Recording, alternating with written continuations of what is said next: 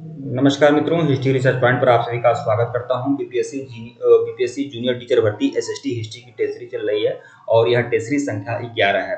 जिनको भी BPSC teacher भर्ती जूनियर टीचर भर्ती एसएसटी हिस्ट्री का कंप्लीट कोर्स ज्वाइन करना है वो लोग ज्वाइन कर सकते हैं। इसकी फीस केवल 399 रुपया रखी गई है। इसमें कक्षा 6, 7, 8 एनसीईआरटी हिस्ट्री का नोट्स भी मिलेगा और साथ ही साथ आप लोग को 2500 एमसीक्यू की सीरीज भी आप लोग को मिलेगी, वो भी फुल एक्सप्लेनेशन के साथ 2500 एमसीक्यू की सीरीज मिलेगी। केवल 399 रुपया इसकी फीस रखी गई है।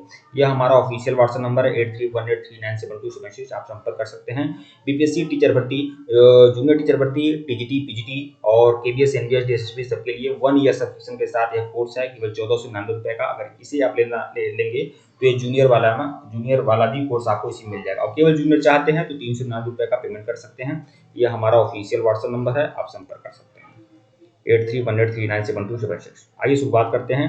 टेस्ट सीरीज संख्या 10 हम लोगों ने देख लिया था, अब हम टेस्ट सीरीज संख्या 11 देखेंगे। इसके पहले का वीडियो नहीं देखे हैं तो प्लेलिस्ट में जाइएगा। एनसीईआरटी बीपीएससी जूनियर टीचर भर्ती एसएसटी हिस्ट्री के नाम से प्लेलिस्ट बनी हुई है, जाइएगा देखिएगा। टेस्ट सीरीज संख्या 11, प्रश्न संख्या 101 देखिएगा। असहयोग आंदोलन को क्यों निलंबित किया गया था? क्यों असहयोग आंदोलन को निलंबित किया गया था? गांधी जी की अस्वस्थता के कारण। अशोक आंदोलन को क्यों निलंबित किया गया था? गांधी जी की अस्वस्थता के कारण निलंबित किया गया था, या हिंदुओं और मुसलमानों के बीच मतभेदों के कारण, या नेतागणों के बीच मतभेदों के कारण, या चौरी चौरा में हुई हिंसक घटना के कारण।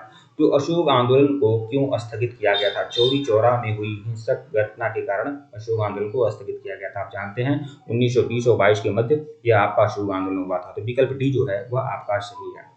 इसका एक्सप्लेनेशन देख लीजिएगा। चौरी चौरा भारत में स्थित उत्तर प्रदेश राज्य गोरखपुर नगर का एक गांव है और यह गांव भारतीय राष्ट्रीय आंदोलन के दौरान ब्रिटिश पुलिस और राजनीतिक कार्यकर्ताओं के बीच हिंसक घटनाओं के कारण चर्चा में रहा है।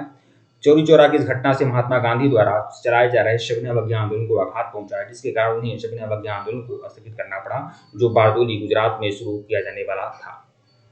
अगला प्रश्न देखिएगा। प्रश्न संख्या 102 देखिएगा। गांधी जी को किस गोलमेज सम्मेलन में भाग लेने के लिए लंदन गए थे? गांधी जी तो द्वितीय गोलमेज सम्मेलन में भाग लेने के लिए महात्मा गांधी लंदन गए थे। विकल्प बी जो है वह आपका सही है। इसकी व्याख्या देख लीजिएगा। द्वितीय गोलमेज सम्मेलन जो है वह 7 सितंबर 1931 से शुरू हुआ और 1 दिसंबर 1931 तक चला।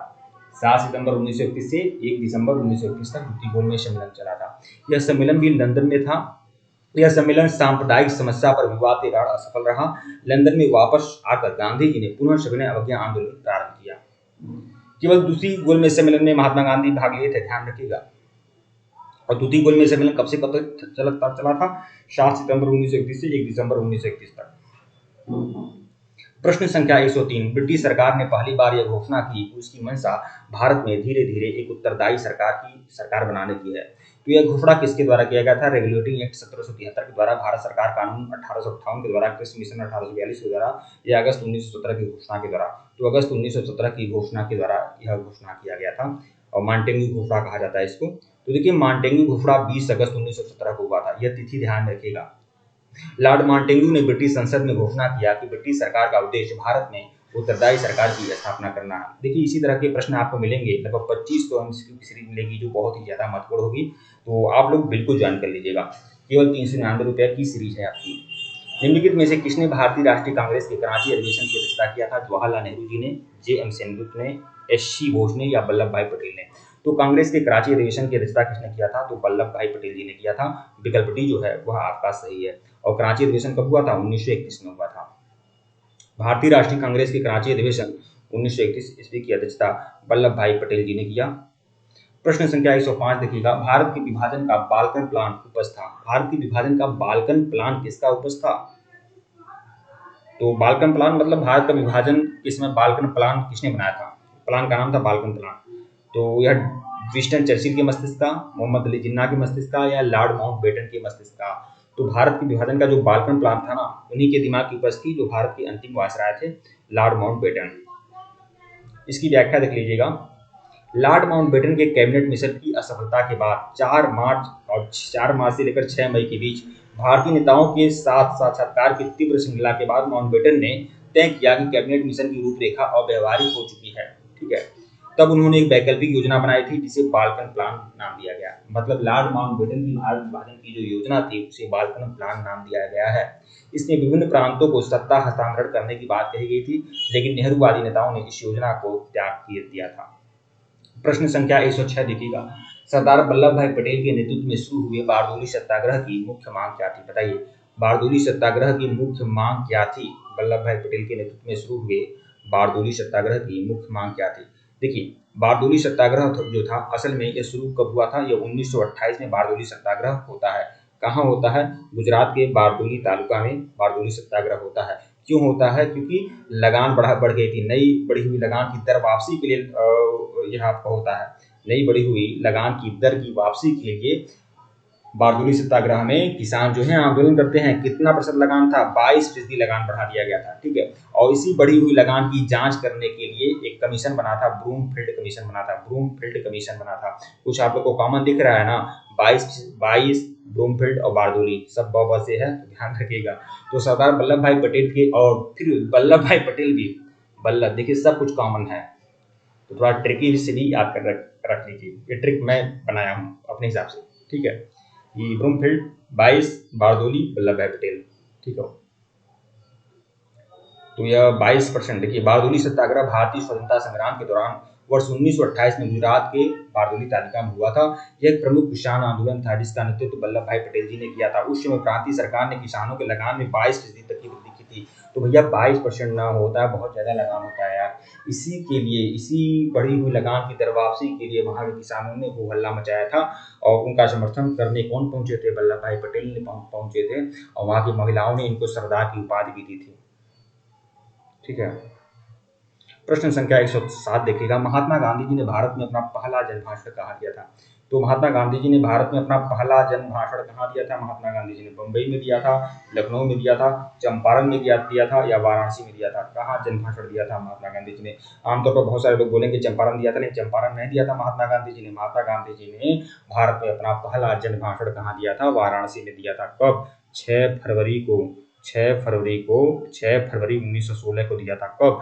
जब बीएचयू की स्थापना, बीएचयू का शिलान्यास हो रहा था। और उस समय लॉर्ड हार्डिंग कौन थे? उस समय वायसराय थे, और लॉर्ड हार्डिंग बीएचयू पहुंचे थे, बीएचयू बनारस पहुंचे हुए थे, और वहां बनारस हिंदू विश्वविद्यालय का शिलान्यास किए थे। उसी समय में महात्मा गांधी भी पहुंचे थे और उन्होंने वहां पर जन भाषण दिया था। तो विकल्प डी जो है वह आपका सही है। महात्मा गांधी ने भारत आकर अपना पहला महत्वपूर्ण भाषण 6 फरवरी 1916 को बनारस में दिया था। उस दिन भारत के वायसराय लॉर्ड हार्डिंग वहां बनारस हिंदू विश्वविद्यालय का शिलान्यास करने आए थे। प्रश्न संख्या 108 देखिएगा,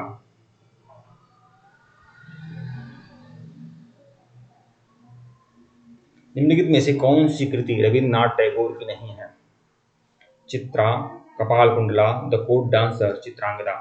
तो देखिए, कौन सी कृति रविन्द्रनाथ टैगोर की नहीं है? चित्रा है रविन्द्रनाथ टैगोर की, द कोर्ट डांसर भी है, चित्रांगदा भी है। चित्रा, चित्रांगदा और कोर्ट डांसर किसकी है? टैगोर जी की रचनाएं हैं, ठीक है, टैगोर जी की रचनाएं हैं।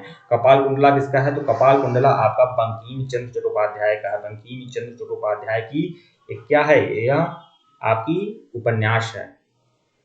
व्याख्या देख लीजिएगा, कपाल कुंडला बंकिम चंद्र चट्टोपाध्याय द्वारा रचित बंगाली भाषा का प्रेम उपन्यास है। ऐसे ही मटेरियल आपको मिलेगा, सब देखिए। 2500 MCQ की सीरीज दूंगा, वो भी फुल एक्सप्लेनेशन के साथ दूंगा। तो जो भी लोग हमारी सीरीज को ज्वाइन करना चाहते हैं मैसेज कर सकते हैं। और 1499 की जो सीरीज है, इसमें आप लोगों का पूरा टीजीटी पीजीटी जूनियर की तैयारी 1 ईयर सब्सक्रिप्शन के साथ होगा, और इसमें आपका जूनियर वाला सीरीज भी आपका रहेगा, ठीक है। खिलाफत आंदोलन का प्रारंभ कब किया गया था? फखरुद्दीन अली अहमद द्वारा, मोहम्मद अली जिन्ना द्वारा, अबुल कलाम आजाद द्वारा, अली बंधुओं द्वारा। खिलाफत आंदोलन का आरंभ किसने किया था? अली बंधुओं ने किया था भाई। कौन कौन अली बंधु थे? शौकत अली और मोहम्मद अली। शौकत अली और मोहम्मद अली दो लोग थे, दोनों ही भाई थे। और इन दोनों ने क्या किया? खिलाफत आंदोलन का प्रारंभ किया था। तो विकल्प डी जो है आपका सही है। खिलाफत आंदोलन मार्च 1919 से जनवरी 1921 के बीच में हुआ। मार्च 1919 में बंबई में खिलाफत समिति का गठन किया गया। मोहम्मद अली और शौकत अली बंधुओं द्वारा अनेक मुस्लिम नेताओं ने इस मुद्दे पर संयुक्त जन कार्रवाई की संभावना तलाशने के लिए यह आंदोलन किया था। और बाद में इस आंदोलन में कौन कूद पड़े थे? महात्मा गांधी जी, ठीक है।